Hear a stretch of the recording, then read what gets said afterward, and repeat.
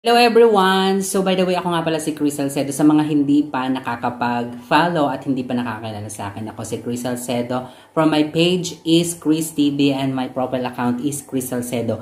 So for today's tutorial vlog or tips is marami nagtatanong sa akin kung ano ba talaga yung branded content tagging. So as you can see, dito sa aking profile is meron akong branded content tagging na tools. At yan po ay meron din ako sa aking page. Pero before, meron na po ako dati noon ng branded content tagging sa aking page pero biglang inalis. And then, dito naman sa aking profile picture or profile account which is Chris Salcedo is binigyan ulit ako ng invitation ng branded content. So, ano ba talaga yung branded content tagging? So, sige, ito yung scenario based on my experience.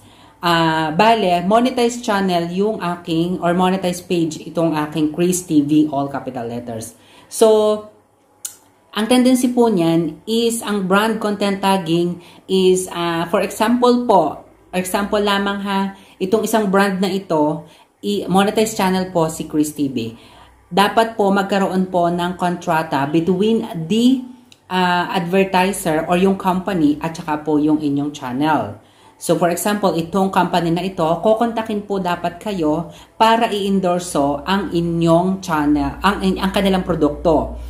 So, pagka ganung bagay po, dapat meron pong money involved or merong product na ibibigay sa inyo between the two agreements. So, yun ay between two parties na kung ano po yung magiging agreement ninyo na ibibigay para lang i-endorso yung company na yon.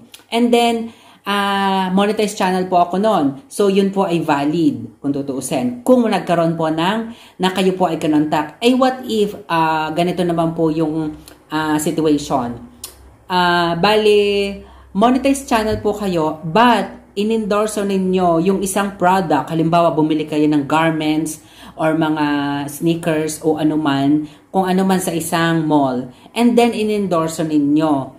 Doon sa ganong bagay, ang sagot po sa akin ni Meta nung time na yon is nagkaroon po ako ng intellectual property violation at unoriginal content. Bali, magkasabay po yon nung dalawang yon. Hindi ko na lang na-screenshot on that time kasi ang haba na, hindi ako medyo nalito na nung time na yon sa branded content.